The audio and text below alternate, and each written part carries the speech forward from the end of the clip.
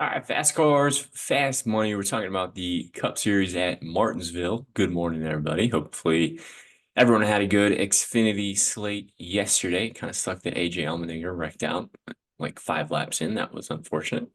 But we're turning the page, and we are looking ahead to the final race of the round of 8 for the NASCAR playoffs. So after today, we will know who the final 4 drivers will be competing for the championship. So, real quickly, it is the end of the year, but if you've been here this long, and if you haven't subscribed to the channel already, hitting that button would really mean a lot to us.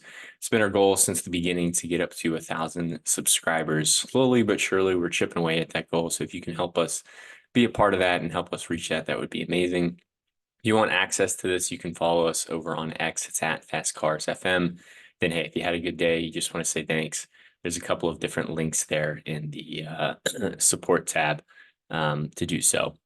So getting into the race preview and initial thoughts, Martinsville in the next gen era is tough. Tough in a sense that, passing is very difficult. So track position is really important. The way that cautions fall, depending on who gets the lead or who has a good restart, can really indicate and dictate sometimes, who are those drivers who are accumulating most of those dominator points. And when you look at the race today, we have 500 laps. So this is, one of, if not the most, the highest scoring slate on the NASCAR season.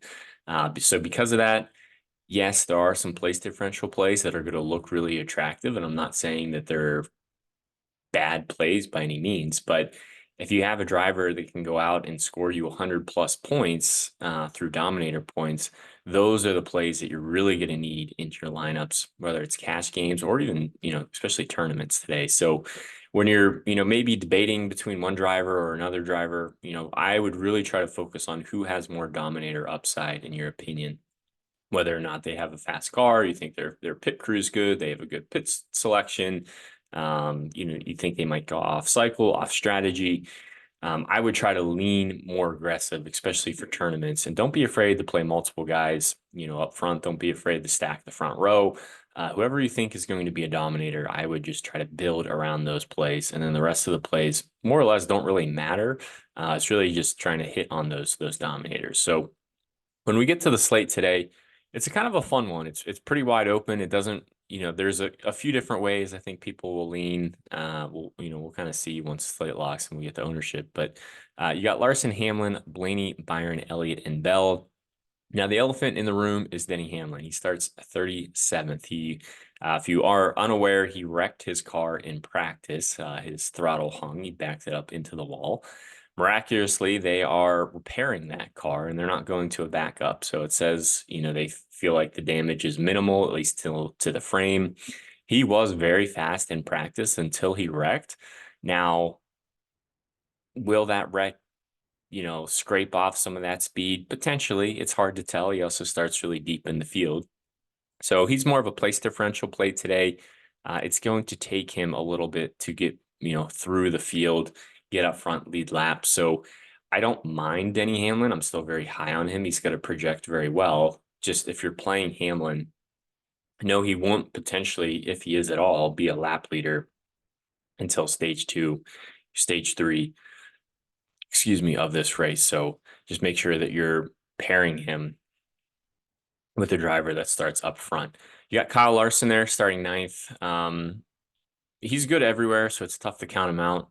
But, he's pretty expensive and he starts 9th. So, yes, he does start towards the front of the field, but I think there's some other drivers who start in front of him that have a better chance of leading laps. So, because of that, Larson is not really a primary play for me today. Now, when you talk about Ryan Blaney, Ryan Blaney is really strong here, especially in the long run in practice. He had one of the better cars. He also comes into this weekend second in driver rating on similar tracks. So you have to play that narrative in your head of like, okay, how do these drivers in my line work together? I think a scenario that makes a lot of sense is either playing either Martin Truex Jr., Chase Elliott, or William Byron as your early lap leader. and then imagining that, hey, I think they're going to lead stage one or most of stage one. And then I think Ryan Blaney's car is going to come in. It's going to be pretty good. I think he'll be there in stage two. Maybe he'll take it over then. So that's the way I would kind of think about it. So I really like Ryan Blaney, specifically if you pair him with Chase Elliott, William Byron, or Martin Truex Jr. I would say Chase Elliott and Martin Truex Jr. are my favorite dominator options. They're more or less locks to dominate. One of them should dominate the early portion of this race. So if you just want to play it safe, you could just play both of them, and no matter who gets the lead up front, you're covered. And I think both of them are going to run well today too. I mean, Chase Elliott comes into the weekend with the highest driver rating on similar tracks. He was one of the fastest cars across the different lap averages. He starts on the front row. And then Martin Truex Jr., I mean, he's only $9,300. He starts first. He'll be able to hit the gas first on the restart. On the start of the race, that is a big advantage. And he was also quickest in the 10, 15, and 20 lap averages in practice. So it's not like it's a fluke thing that these cars are up there. So I really like Truex. I really like Elliott. Those are my two favorite lap leaders today. I don't mind playing them together. But then I think from there, you have to figure out, who you're going to pair them with. Do you pair them with Ryan Blaney? Do you pair them with Denny Hamlin? There's some other good plays up here too. Like I think William Byron for tournaments is a nice pivot option off of the Elliott and Truex chalk. Say Byron's able to get out front early, or we know how good Byron's pit crew is. Like, I don't think his ownership's going to be as high, and he's right there. It's not like he's too far behind, and we've seen him run well at Martinsville. So I really like Byron for tournaments, more of a lower owned, play. Same with Christopher Bell. I think a lot of people are going to look at Ryan Blaney and, more or less lock him in, but Bell starts basically right behind Blaney. His numbers are similar. So I think that's a nice pivot play as well. So of all these guys, I would say I'm probably getting the Larson the least amount, which is, crazy to talk about. But just with the way that the grid is and, what people are running in practice, most of my lines are going to lean on Hamlin, Blaney, Elliott, and Truex today, with my tournament builds getting a little bit different, trying to get to Bell and Byron there. Once you get down to the 9K range, you got Logano and Reddick. Logano is always good at Martinsville. He is locked in, and Ryan Blaney is not locked in. So, maybe the teams are focusing more on the Ryan Blaney car today, which is maybe more of a narrative to play Ryan Blaney. But you can't count out Logano. I don't know how much ownership he's going to get. I think he'll be, a nice tournament option just to get different. And then you got Tyler Reddick. So everyone's going to play Denny Hamlin, and Denny Hamlin's numbers are a lot better than Tyler Reddick's. Tyler Reddick also starts deep in the field. But maybe if you want, a little bit of a cheaper, lower on place differential play, maybe you go to Tyler Reddick instead of Denny Hamlin to kind of save you that ownership, get that ownership leverage. And then you got Ty Gibbs, Chase Briscoe. Both of them start up front, fifth and fourth, and I think they can maintain that track position. I think they're going to run well. My concern and my fear is, will they be able to get around Chase Elliott, Martin Truex Jr., and William Byron? I don't know. I have a hard time envisioning that Ty Gibbs and Chase Briscoe are going to advance their way to the front of the field and accumulate those laps led. They might pick up some fast laps. But then when you start looking at the rest of the field, with especially the other drivers that are starting behind Ty Gibbs and Chase Briscoe, I don't think it'll be relatively too long until we start seeing them, start to fade back, and then these other drivers start to advance their way forward. So probably going to be low on tournament plays. Maybe you want to take a risk. Maybe they're able to get out front and maintain the lead and be like a low owned dominator play. But for me, I have a hard time imagining that. You got Ross Chastain and Kyle Busch and Brad Keselowski. All these drivers are similar. They start mid-pack. I think they can advance their position. They offer some place differential upside. But again, the build that you want to make today is really trying to jam in as many lap leaders as you think you can. And I don't really think Chastain, Kyle Busch, or Keselowski have lap leading upside. And if you're paying up for them, likely you're sacrificing a potential lap leader, up front. So I don't mind punting down, lower on the slate for these kind of place differential value plays. But if you are in the middle of the slate, a guy I actually like a lot is Bubba Wallace. He runs pretty well at Martinsville. Most of his lap averages in practice were around 10th place or so, suggesting that, hey, he should be a contender for a top 10 today. he gives you some upside there as well. Alex Bowman starts 7th. Probably could put him in the same boat as Ty Gibbs and Chase Briscoe. The nice thing with Bowman, he's just a lot cheaper than those guys. So kind of a nice tournament option there. Christopher Buescher starts 26th. Gives you some place differential upside. His qualifying and practice times this weekend weren't great, but his numbers at Martinsville overall are decent. So I think there's still some upside there. Josh Berry starts 11th. These SHR cars typically run decent at Martinsville, but starting 11th is kind of tough. I don't really see him advancing his position too much, and I don't think he'll be able to get out front and lead laps. It might be a little safer just to drop down and play Austin Cindric. He starts 24th. I don't think he will advance his position too many spots, but maybe he can get like an 18th, 16th place finish, which won't kill you, and it'll be fine, especially if you can nail on those dominator plays. Daniel Suarez starts 20th. I think that's right around where he finishes. Now, Ryan Preece is more of a GPP option. Preece actually runs pretty well here of all the SHR cars. Now, he's a kind of a high risk, high reward play where he has the track position. He most likely could finish around 12th today, which isn't bad for his price tag.